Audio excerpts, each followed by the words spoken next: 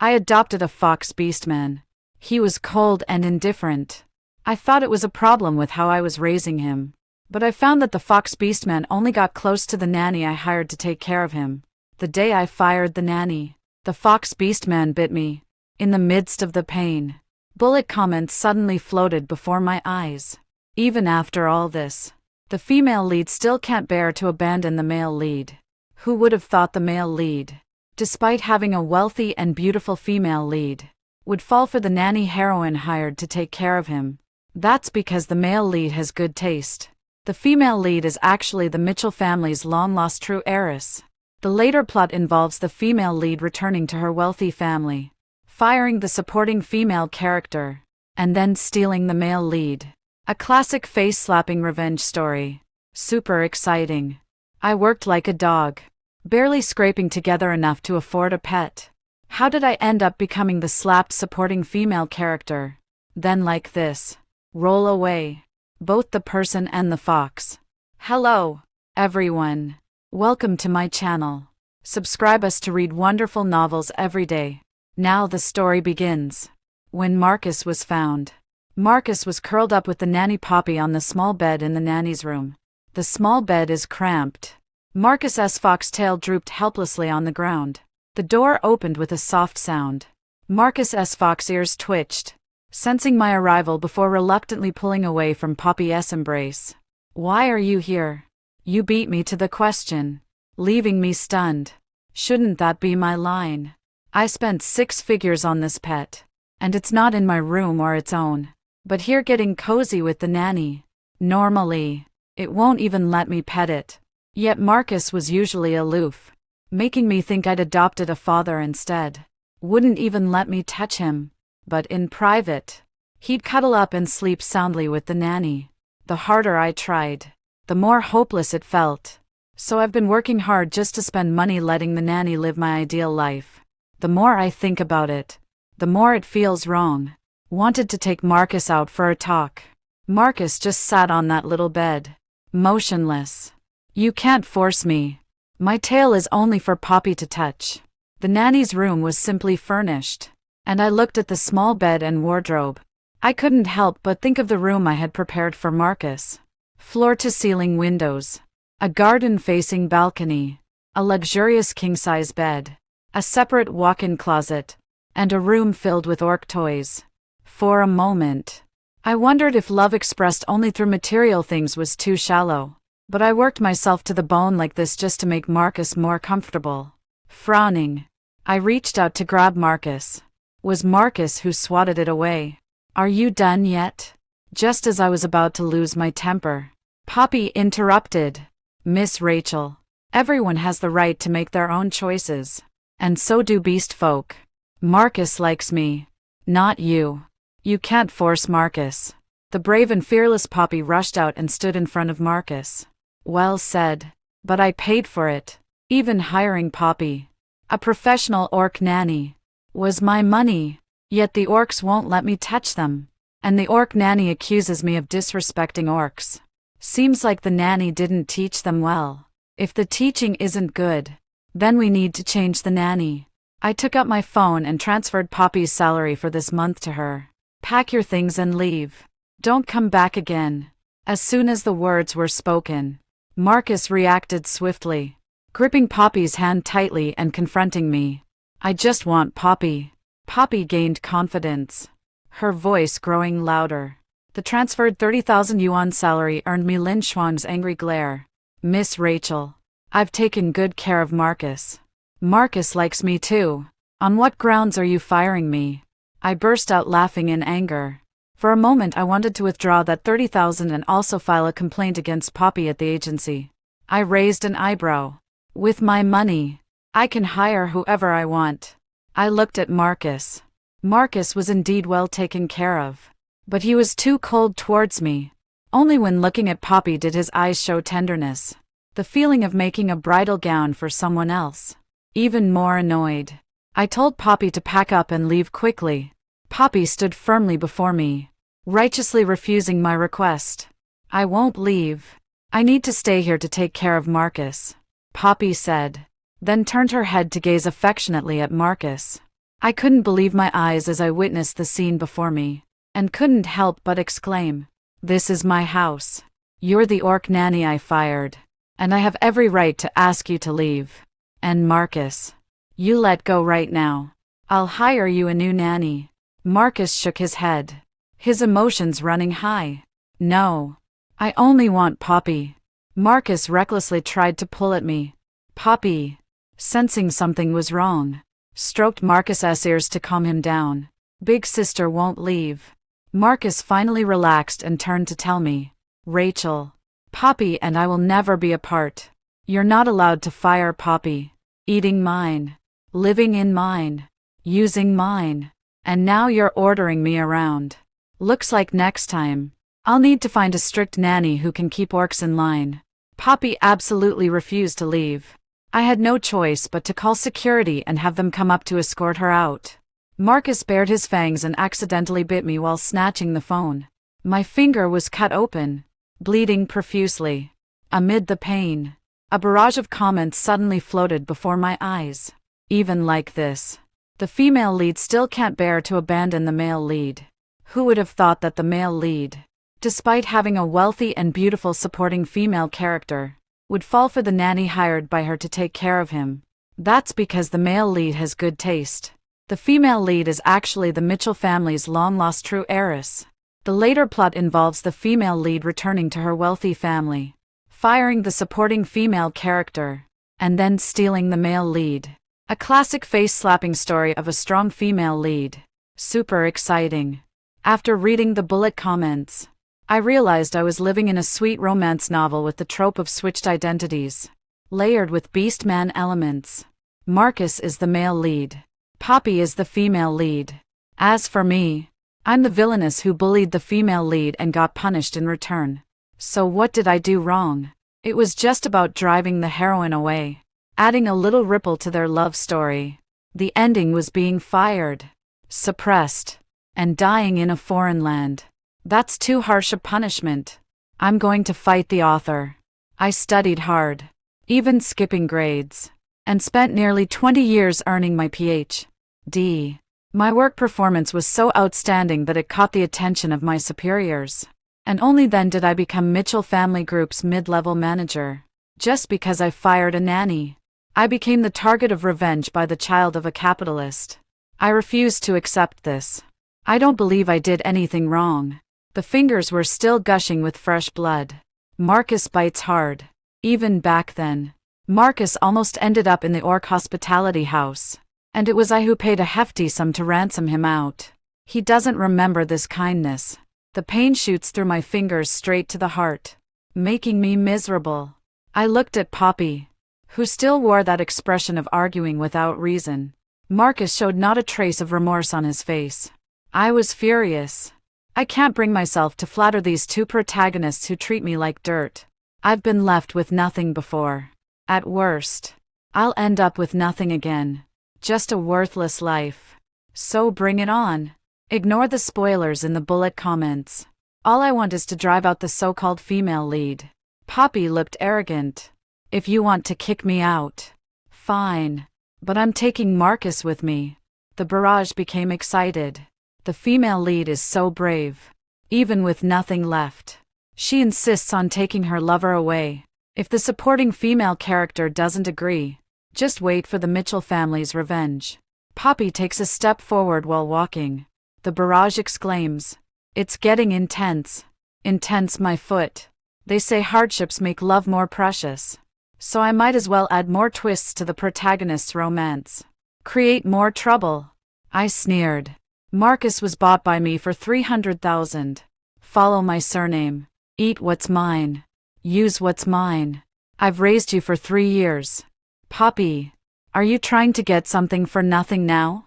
Poppy's face turned red, then white, then green. A riot of colors, so vibrant and lively. Finally, he stammered out, "I'll pay you back." I sized up Poppy, then turned my gaze to Poppy's hand, which was tightly gripped by Marcus. I sneered. Marcus is delicate, accustomed only to the finest in food, clothing, and daily necessities. What do you have to support him with? How will you repay it? The barrage is barking. Don't look down on the female lead. Supporting character. Our heroine is about to be recognized by the Mitchell family. When the female lead returns to her wealthy family, she can crush the supporting female character with just her little finger. I looked at Marcus, who was saying, "I'm going with Poppy," and called the agency. Poppy was taken away, and the world finally fell silent. If it weren't for that damn fox Marcus crying beside me, I want to leave with Poppy. You can keep me, but you can't keep my heart. I hate you, Rachel. Marcus looks good even when crying, but I never again felt Marcus the way I did the first time I saw him. That feeling of wanting to take him home, to hold him in my hands and care for him tenderly. Now, there's only disgust. I uttered an, "Oh," and walked away. I complained about Poppy, not forgetting to leave a bad review for Poppy on the agency's platform. As expected, Poppy lost this high-paying job. The bullet comments are counting down for me. Just 6 more months, and the female supporting character will be left with nothing but regret. Regret. Those 2 words don't even exist in my dictionary. Perfect. I still have 6 months to torment them. I drove Marcus to Poppy's former cramped nanny room. Luckily, he liked it. Not directly kicking out Marcus doesn't mean I still harbor some delusional script of winning back my wife against all odds. It's simply that Marcus is too expensive, and no one has bought him online yet. Kicking them out directly is equivalent to giving it away for free to Poppy. I lost $300,000 in blood money. I won't do it. Marcus's room became available. Every time I go upstairs and pass by Marcus's former room, I feel like sighing. My feelings toward Marcus are complicated. Admiration, affection, give him everything I have, don't have, and desire. But I don't feel that just because I've spent money. Marcus must completely belong to me. It's wonderful if he likes me and sticks to me. If he doesn't like me, as long as he behaves well, it's fine. For a moment, I thought I saw a fluffy foxtail swaying before my eyes. But Marcus never let me touch it. If Marcus were obedient and well-behaved, or remembered any kindness from me, when he liked Poppy, if he had spoken nicely, I might not have disagreed. But Marcus showed no gratitude. I had wasted both my money and my sincerity. Fortunately, there are plenty of Beastmen to choose from. I bought another fox Beastman and named it Rose. Moved into that big house. Rose is a female fox Beastman, obedient and adorable, always likes to sprawl on my lap and act coquettish. The tail brushed past my face, crisply calling me sister. I would then willingly buy Rose anything. Marcus would always glare at me with gritted teeth when returning to the nanny's room after eating the most ordinary orc food. Not sure if he resented me for driving away Poppy. Still resent me for giving all my love to Rose. Nothing really matters anyway. Marcus being upset just makes me happy. Returning to Mitchell's place for work, I can't help but recall those barrage comments. Wait until Poppy comes back, and I'll be fired by the Mitchells. Getting fired. That's a huge problem. Sitting around waiting for doom isn't my style. I reached out to the headhunter who contacted me before. I just sent him here. The headhunter seemed to have unlocked some hidden potential, sending a flurry of messages. Miss Rachel. I'm here. Miss Rachel. Do you have time now? Next. A flood of company information, along with corresponding sky-high salary packages and benefits, started popping up frantically on the phone screen. Miss Rachel. I think compared to the Mitchell family, the Moore family is more suitable for you. The Moore family, the Mitchell family's rival, can be considered sworn enemies. Offended the Mitchell family's future heiress. Going to the Moores is indeed a good choice. The headhunter, fearing unclear communication on WeChat, directly sent an offline invitation. Miss Rachel, are you available at 7 p.m. tonight? If you're free, let's meet at the cafe downstairs at the Moores. Is it convenient for you? A few minutes passed before I leisurely replied. Okay. No overtime work today. When I arrived at the cafe, the headhunter was already waiting. Upon seeing me, The headhunter greeted me excitedly. I sat down to learn the details. Just as the conversation was going well, the headhunter suddenly looked up with a flustered expression, speaking incoherently. "Miss Rachel, I just remembered I haven't fed my flowers at home. I'll take my leave first." The headhunter finished speaking and quickly stood up to make his escape. I didn't even have time to turn my head. A hand landed on my shoulder. The familiar voice rang out. "Rachel, didn't the Mitchell family treat you well enough? You actually want to switch jobs?" The owner of the voice was my immediate superior, my classmate for 4 years in university, and the Mitchell family's decision maker, Killian Mitchell. People can still laugh when they're speechless. I didn't even dare to look back. Killian let go and took 2 steps forward. Then, Killian, dressed in an expensive suit, sat down boldly across from me. His handsome face was full of unwillingness to avoid my pursuit. "You'd really go to any lengths?" The long-dormant barrage comment suddenly sprang to life. "Ah, the villain appears. Mitchell family brother. The villain is annoying, but so damn handsome. Screen licking. Screen licking. Screen licking. Enough. You shallow creatures who let morality be swayed by looks. Hate the antagonist." When the female lead tried to fire the supporting female character, it was the antagonist who kept opposing it. Plus, she competed with the female lead for the Mitchell family's inheritance rights. The antagonist's setup was too overpowered, with formidable tactics. If the author hadn't forced an exit by making the antagonist get into a car accident, the female lead would never have won against her. What kind of messed up values are these? Killian is of the Mitchell bloodline. Isn't it normal to compete for inheritance rights? How can this be portrayed as villainous? But the malicious supporting female character and the villain do make quite a pair. I used to think that men and marriage would hinder my climb up the ladder. Want to raise a Beastman that suits my fancy. Since things aren't going as desired, might as well go with the flow. Killian is the real deal. Even if the Mitchell family's true heiress, she couldn't directly touch the Mitchell family's daughter-in-law. There are still 6 months left. It should be enough time. I calculated, my eyes rolling around.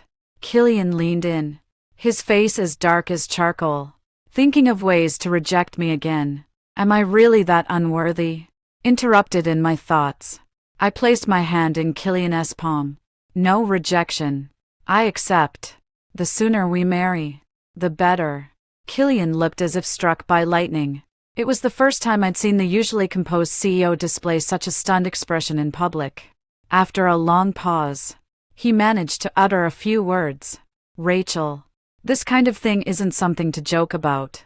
"Who's joking? I've already thought about how to make life difficult for my sister-in-law after marriage." Reluctantly, I tightly grasped Killian's hand and said, "I'm not joking. I really think you're quite good. You're marriage material."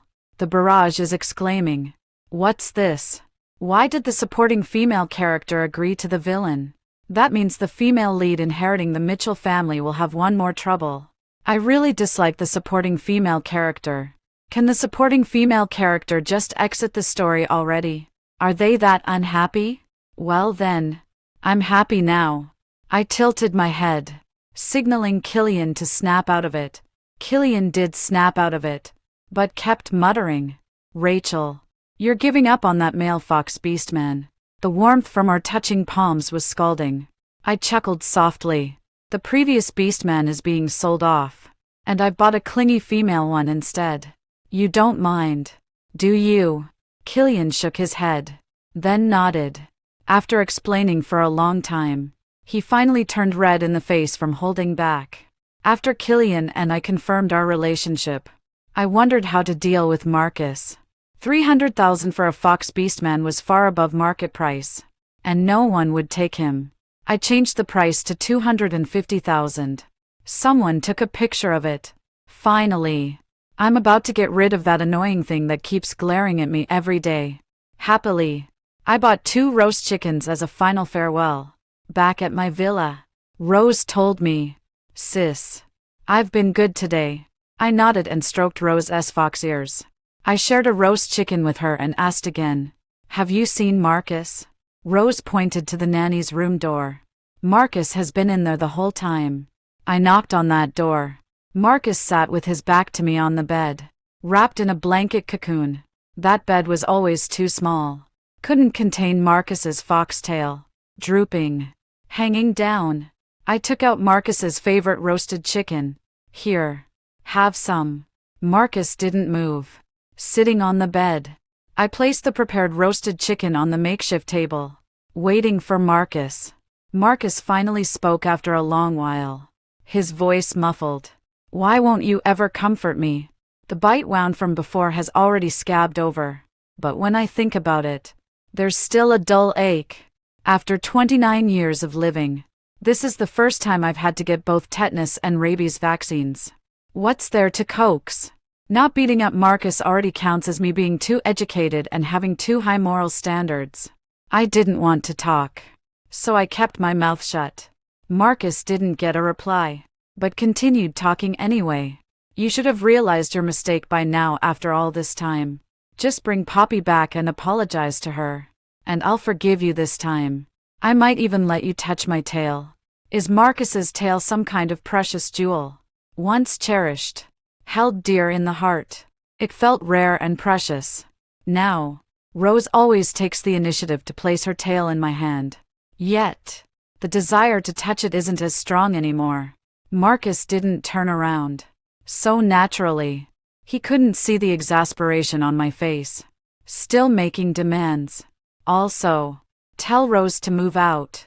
I want to live with Poppy in my old place. From now on, you can't interfere. Talking like they've lost their mind. I threw the roast chicken straight into the trash. "I'm not here to apologize. Eat it or not. It's up to you." The roasted chicken in the trash can was still emitting its aroma, mingled with Marcus's unwashed fox scent. In the confined space, it spread. I couldn't help but retch. Marcus finally turned around, looking at me in disbelief. His eyes were as pitiful as could be. But I could never forget the fangs from that day.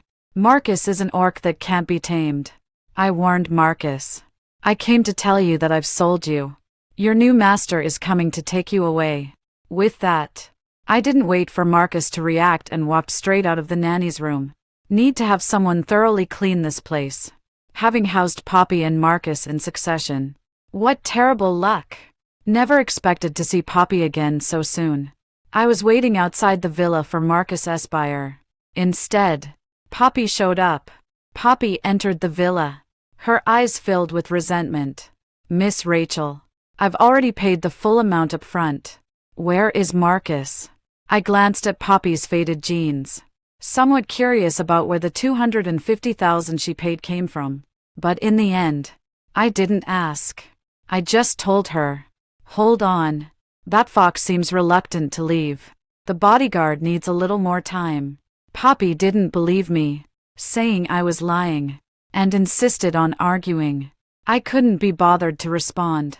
It wasn't until the bodyguard brought Marcus that Poppy's eyes instantly welled up with tears. Poppy pointed at me, her tone full of accusation.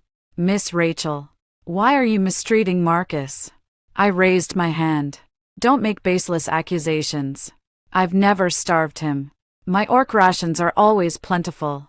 Marcus looked somewhat scrawny in the hands of the towering bodyguard. He saw Poppy and spoke with a pitiful tone. "Poppy, I miss you so much." Poppy responded to Marcus, then looked at Marcus's thinner cheeks. Her face full of heartache as tears fell. "Why is it orc food? You used to feed Marcus only the best imported meat, with specially formulated nutrition." Bullet comments are back online. The female lead's crying is melting my heart. "Baby girl, don't cry. Mommy's heart aches for you." Although the plot has deviated, the male and female leads' love through shared hardships remains super adorable. Both the male and female leads care deeply for each other, with the female lead bravely fighting for love time and again. The female lead confronts the rival. So satisfying to watch. Their mutual affection was already annoying to watch. The barrage of comments kept chattering on. Poppy's accusations were equally incessant. I thought being taciturn wouldn't qualify the female lead to pad the word count. I couldn't help but retort. I repeat. It's my money, and I have the right to decide how to use it. Poppy and the barrage comments were both left speechless. Speechless for a long while. I signaled the bodyguard to hand Marcus over to Poppy. Poppy took Marcus and couldn't help retching. Midway through the bleg, she forcibly suppressed it. I watched as Poppy held her breath and hugged Marcus. A face turned red from holding its breath. Marcus hugged Poppy back. Sis. The New York nanny said she wants to give me a bath. But I promised you that only you can touch me. So I might smell a little. Big sister. You won't look down on me. Will you? Poppy didn't speak. Only shaking her head repeatedly. Finally. Under Marcus's expectant gaze, Poppy had no choice but to utter those 3 words. I don't mind. I sighed along with the barrage comments. What a magnificent love. To endure such a foul smell. No wonder she's the female lead. The barrage continues. It's all because the supporting female character suddenly wanted to sell the male lead. The female lead couldn't bear to see him sold to someone else. So she was forced to borrow a lot of money. Don't worry. Once the female lead returns to the Mitchell family. What's this little money? How long can the supporting female character keep acting so arrogantly? Saying things like it's my money. I have the right to decide how to use it. Just wait until she runs out of money. Who knows where she'll be crying then? Too bad. Now sis has money. Villas. Sports cars. 7-figure savings. Just got $250K wired in. Meanwhile, the female lead they keep talking about Poppy borrowed $250K. That's enough to make Poppy suffer for a good while. Far from enough. Just who are these people posting these bullet comments? I want to take revenge on all of them. There's a sense of powerlessness. Like wanting to slap someone but your hand can't reach beyond the screen. Well then, I'll just smash all the storylines they love into pieces. I don't want to spend money on scumbags and bitches. Not even half a private detective. Fortunately, the occasional bullet comments remind me that Marcus and Poppy are living miserably. Poor lovers always believe that love alone can sustain them. As they eat steamed buns together, comforting and encouraging each other. The barrage is filled with wails. Though sharing hardships is precious. Why is it so tragic? I don't like this kind of plot. Hurry up and get to the face-slapping part. Perhaps because the barrage demands were too strong. The plot seemed to advance ahead of time. 3 months into our relationship, Killian called me into his office. With a serious expression. Rachel. Do you know a girl named Poppy? My mind went blank for a moment.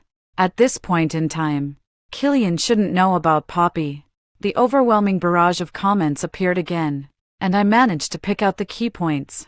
Never expected the plot to derail, making the female lead get recognized by the Mitchell family ahead of time. That feels great. I didn't even get the chance to marry into the Mitchell family yet. I looked at Killian, pondering whether forced marriage or changing jobs was more reliable. Killian adjusted his gold-rimmed glasses and said, Something happened in my family. Back then at the hospital, the nurse mixed up my biological sister and my registered sister. My biological sister, Poppy, was found and returned today. When she was talking about her life struggles, she mentioned you. She seems very dissatisfied with you, saying you mistreat orcs and have given her a hard time repeatedly. I tried to explain, but my parents think I'm covering for you. I've had enough. This is truly the guilty party filing the first complaint. Before I could speak, Killian spoke again. Rachel, I know you're not that kind of person. There must be some misunderstanding between you two. So I want to take you back to meet my parents. The barrage reacted before I could. Even if the villain takes the supporting female character back, it's useless. The Mitchell family is now the female lead's territory. The face-slapping plot is coming. I thought about the living room surveillance I had deliberately kept. I wonder if Mitchell's parents are also this intellectually diminished. Not going. Misunderstandings are bound to exist. Being open and honest might just bring a pleasant surprise. I followed Killian back home. All the gifts were Killian prepared in advance. Things the Mitchell family parents would like. Along the way, I frowned at the excited barrage of comments. Killian thought I was worried and held my hand to comfort me. Rachel, it's okay. I'll always be on your side. I nodded. Okay. The Rolls-Royce drove into the luxury villa district.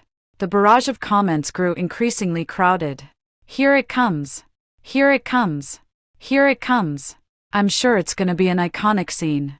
The show begins. The wheels stop turning. The scene freezes. Someone opened the car door from outside. As soon as I got out of the car, I saw Killian's parents. My scalp instantly tingled. Two very familiar faces. So similar. The resemblance is as high as 90%. My pupils trembled uncontrollably. I was so excited that even my fingers shook. My biological knowledge is screaming that something's wrong. No. The barrage comments are wrong. The plot is wrong too. Poppy might not even be the real heiress at all. She is the cuckoo occupying the magpie's nest. Time and time again. Taking what doesn't belong to her. I looked up. Poppy stood beside Mrs. Mitchell, with not a single trace of resemblance to the Mitchell parents in her features. The one who truly resembles the Mitchell parents is the orc nanny newly hired in my home. My expression was undisguised. The barrage of comments was puzzled. What expression does the female lead have? Is she scared? Our female lead is the genuine Mitchell family heiress, with a paternity test as proof. Suppressing the storm of emotions in my heart, I tried my best to maintain my composure. Like every girl meeting her partner's parents for the first time, I greeted them with grace and poise. The Mitchell family, the parents' expressions were not friendly, merely responding politely. First impressions are hard to change, but I believe the truth will change everything. Poppy held Mrs. Mitchell's hand and cooed, "Mom, this Rachel I mentioned to you before. She was my former employer." Mrs. Mitchell affectionately patted Poppy's hand, casting an even more unfriendly glance at me. In the end, I couldn't enter the Mitchell's home. Even though Killian fought desperately for it, the Mitchell parents' stance remained firm. Yes, Rachel is outstanding. In terms of ability, she would be my ideal daughter-in-law. But we, the Mitchell family, value character more. We cannot accept such a woman entering the Mitchell family's home. Killian was still arguing, but couldn't overcome the Mitchell family's guilt over their biological daughter being lost for over 20 years. The barrage was filled with cheers. Ha ha ha ha. The supporting female character wanted to change her fate by marrying, but it's all ruined now. This is exactly the right flavor. So satisfying. I didn't refute directly. The genetics in novels might not be that scientific. I'm also afraid it's just a coincidence. I want to test first. Killian and the genetic similarity with my newly hired orc nanny. And the higher you climb, the more it hurts when you fall. I'm really looking forward to the plot twist. Also looking forward to the audience's reaction when the twist happens. Killian was taking me away. I spotted Marcus in the corner. Beautiful, clean, dressed elegantly, like a noble little prince. Better than when he was with me. Marcus looked at me with a complicated gaze. There was boasting, mockery, and a hint of nostalgia. Nostalgia. Perhaps I was mistaken. When a man attains enlightenment, even his pets ascend to heaven. Marcus has also managed to marry into a wealthy family. What a glorious sight. I didn't look at Marcus again and left. Mitchell's parents want me out of the Mitchell family. But helplessly, Killian took over the Mitchell family and within 3 years, aggressively expanded his own power and influence. Within the Mitchell family, he had also established deep roots. The Mitchell family parents could do nothing about me for the time being. So the Mitchell family parents could only accuse Killian of being unfilial. Add to that Poppy's intentional publicity. My public image shifted from business powerhouse to business enchantress. Killian didn't fare much better. Going from domineering business tycoon to business tyrant. I once asked Killian, was it worth it? Killian held me close, laughing. It's worth it. From the moment I started liking you in freshman year. I felt everything was worth it. Damn. This guy really knows how to sweet talk. After waiting for several days, the appraisal agency notified me to collect the report. I went alone. The appraisal report was lengthy and detailed. Skipping the front part, I trembled as I looked at the test results. First, I saw 99%. Then the bold words, biological relationship confirmed. My fingers trembled violently. The paper rustled loudly. The staff member remained calm, as if having weathered countless storms, and merely reminded me in an utterly indifferent tone, "Madam, this appraisal result is only applicable to the sample you provided. If you have any questions, a second test can be conducted." I visited 3 different appraisal institutions. All yielded the same result. Killian is blood-related to the New York nanny I hired. Poppy is truly remarkable, always managing to take what belongs to others. Others' orcs, others' identities, others' destinies. I don't understand how someone like this could become the female lead, but I know that when the truth is revealed, Poppy and Marcus, as well as those annoying readers, will be driven mad with rage.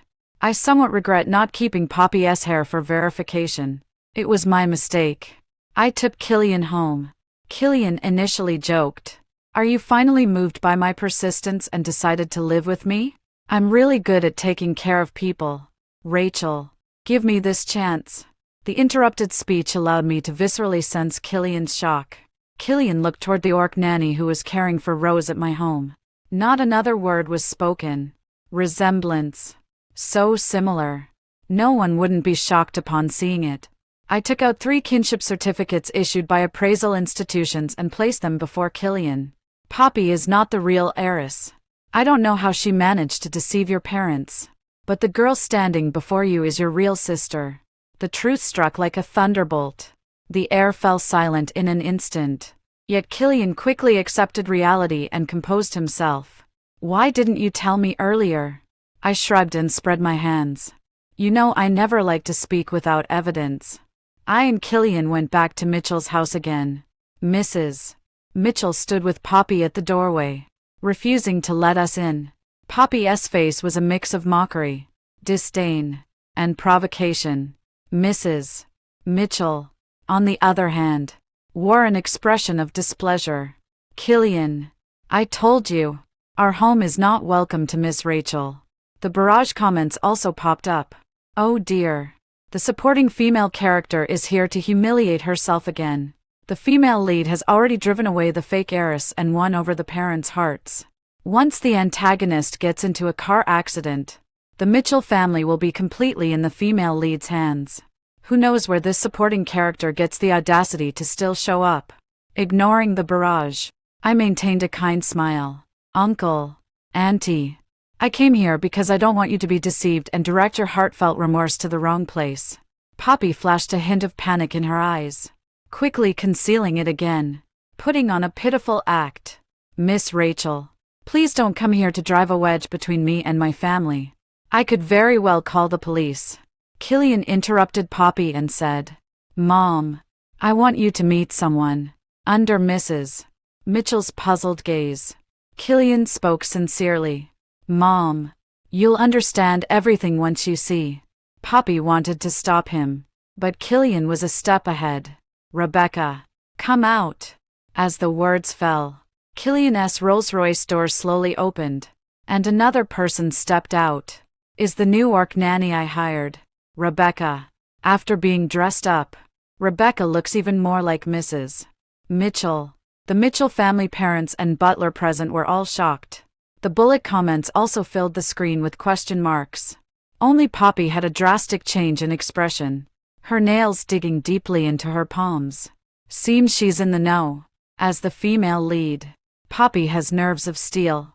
Even after Rebecca appeared, she could still twist words and forcibly divert attention. "Brother, I didn't mean to take what's yours. I just wanted what rightfully belongs to me. Why can't you even tolerate this much of me? I know you and Qin Meng have a good relationship, and you don't care that she's a fake heiress. I also know you like Miss Rachel. That's why you can't stand me. But, brother, I'm your own sister. At this point, Poppy began to choke up. Brother, why did you bring people to steal my identity? To drive me away? To vent your anger for your girlfriend and fake sister? Do you really have to go this far? Poppy, her sobs grew louder, wailing and whimpering. Tears fell like broken strings of pearls. Utterly pitiable. Her words were spoken with such sincerity, as if she had truly been abandoned by her own brother. Heartbroken to the core, the words subtly and seamlessly shifted the focus elsewhere. If it weren't for Rebecca's striking resemblance to the Mitchell parents, and the 3 pieces of identification evidence I hold, I might have been completely fooled by Poppy. Fortunately, the truth doesn't lie. I produced the identification report. The crimson letters were clear, proving Rebecca's identity. If Rebecca was real, then Poppy's identity became questionable. The forensic report was too damaging. Even someone as articulate as Poppy was momentarily speechless. In the end, Poppy pretended to faint, still muttering, "Brother, why do you hate me so much? What a stupid move. Having blood relations could at least play the family card. The problem is, there isn't any." The barrage is once again filled with question marks. What's going on? The female lead's true noble identity that I've always believed in is actually fake. Author, come out and face me. This is insane. I can't take it anymore. What kind of brain-dead female lead and invisible male lead is this? Oh, busy taking revenge, Poppy. Almost forgot Marcus. Marcus finally appeared, standing in the corner with a somewhat flustered expression. In this scene, he had no business being there, and it was a relief that he didn't come out to cause any disturbance. The Mitchell household was in complete chaos. The Mitchell family elders rushed over and waited anxiously for the outcome in the Mitchell family's villa. Someone is sighing with emotion. Someone is gossiping. Someone is sighing. I and Killian are protecting Rebecca. Marcus sat beside the feigning unconscious Poppy, yet his gaze remained fixed on me. I ignored it outright. Everyone was awaiting the outcome. They wanted to judge justice. During this time, Poppy tried to run but was caught and brought back. The truth was on the verge of coming out. Coincidentally, the Mitchell family's private hospital worked overtime and delivered a new evaluation report. Mr. Mitchell fumbled several times while opening the report. Poppy was crying pitifully, begging Mr. Mitchell not to open it. Everyone's eyes were fixed on that thin report sheet. Mr. Mitchell ignored Poppy and still opened the report. The crowd held their breath. The crowded villa was so quiet you could hear a pin drop. Mr. Mitchell's expression first showed shock, then returned to calm. Mr. Mitchell did not announce the result, but instead handed the report to Mrs. Mitchell. Mrs. Mitchell fainted for real after reading it. Mr. Mitchell and Killian hurriedly caught Mrs. Mitchell. Poppy tried to escape again but was caught. The scene was chaotic for a moment.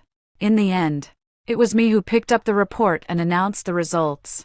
The report shows Rebecca is actually the Mitchell family's biological daughter, while Poppy has no blood relation to the Mitchell family. Killian called the police. The police arrived quickly and took Poppy away. I'm not so clear about laws outside of economic law, but Poppy could be considered as committing fraud by impersonating someone else, which is serious enough to land her in hot water. The barrage of comments was filled with wailing and gnashing of teeth. What kind of lame plot twist is this? The female lead is a fraud, and the male lead is useless. Where's the promised sweet romance? Author, where do you live? I'd like to send you some local specialties. A completely collapsed world. Poppy was taken away, leaving me with Marcus. Marcus did not run. Amid the chaos, he stood outside the crowd, watching me the entire time, until the farce ended and everyone left. Marcus finally emerged from the corner. Rachel, I have something to say. Mr. Mitchell and the family doctor were attending to Mrs. Mitchell. Killian finally had a moment to notice me. As soon as Marcus appeared, Killian ran faster than anyone, rushing out to block my way. His tone was full of sourness. Do you have anything to say to my girlfriend? Poppy struggled desperately to avoid being taken away by the police, pulling at Marcus. At this moment, Marcus's clothes were disheveled. He looked somewhat disheveled. Marcus looked at me with pleading eyes, his pitiful appearance tugging at my heartstrings. I gently patted Killian's hand. Killian, give me a few minutes to talk this through with him. Don't worry.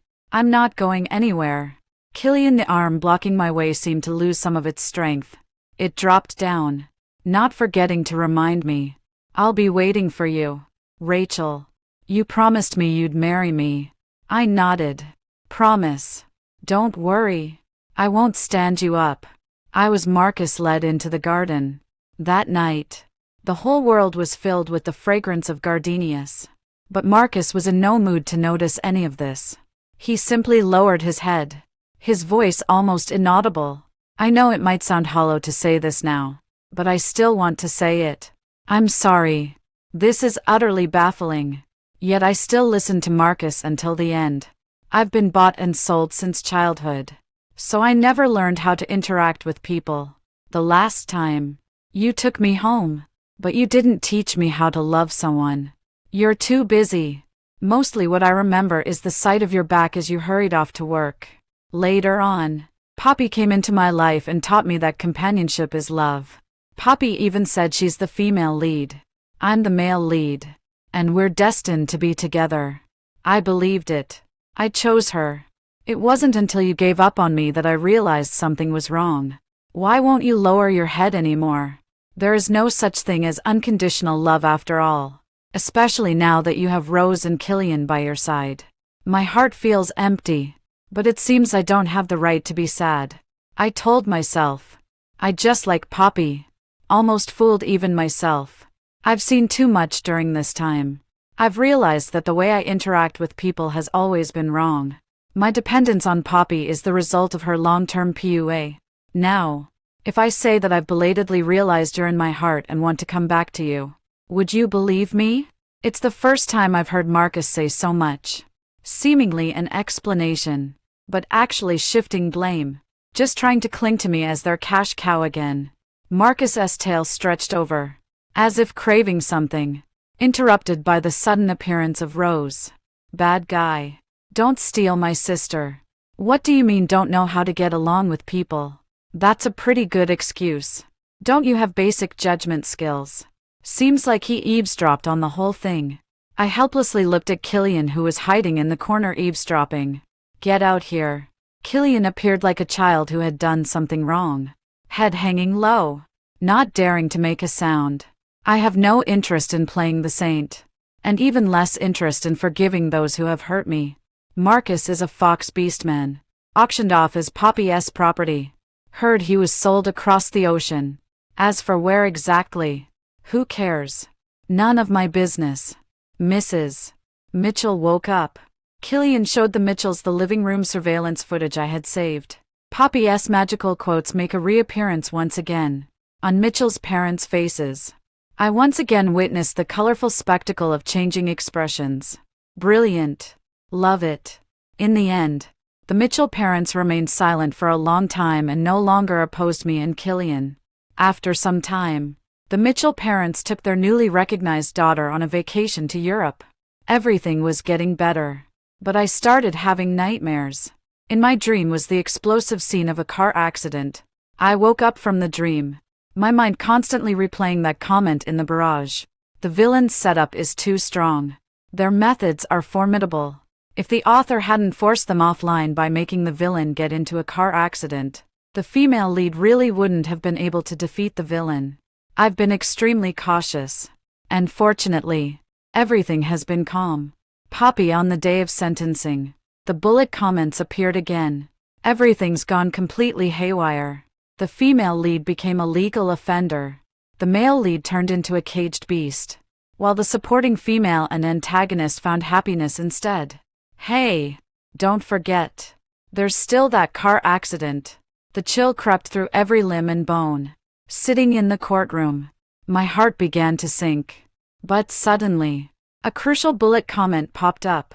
It seems to be tomorrow morning, at the intersection of Renmin Road and Huanqing South Road. Since we know the time and place, we can avoid it. I turned to look at Killian and smiled. Let's go. I'll take you to get the marriage certificate tomorrow morning. Killian's usually composed courtroom expression shattered at my words, his voice becoming stammering. I haven't proposed yet. The engagement ring is still being custom-made. I took out the pre-prepared diamond ring and placed it in Killian's palm. No big deal. I've got it ready. I was beaming with joy when taking our marriage license photo. Marcus's fox ears twitched, sensing my arrival before reluctantly pulling away from Poppy's embrace. I'm risking getting scolded by my boss to come to Renmin Road. You'd better be right about that prophetic dream you had. After replying, guaranteed, to Killian, we walked into the Civil Affairs office together. The sunlight was just right as we walked out of the Civil Affairs office with our marriage certificate. My cousin sent a message. Unbelievable. We actually caught a drunk driver speeding. I'll treat you to a big meal when you're free. Beside me, Killian was still dizzy with happiness. I grabbed his hand and started running. Running toward the future. And running toward happiness. Later, I climbed to the Mitchell family's high-rise. I fiercely slapped those who labeled me as a business seductress in the face with my capabilities. The frequency of bullet comments appearing became less and less. Nothing more than shipping me and Killian, while also praising the strong female lead story. I shine brightly in my own field. I'm no supporting character. I am the protagonist of my own life script. The end.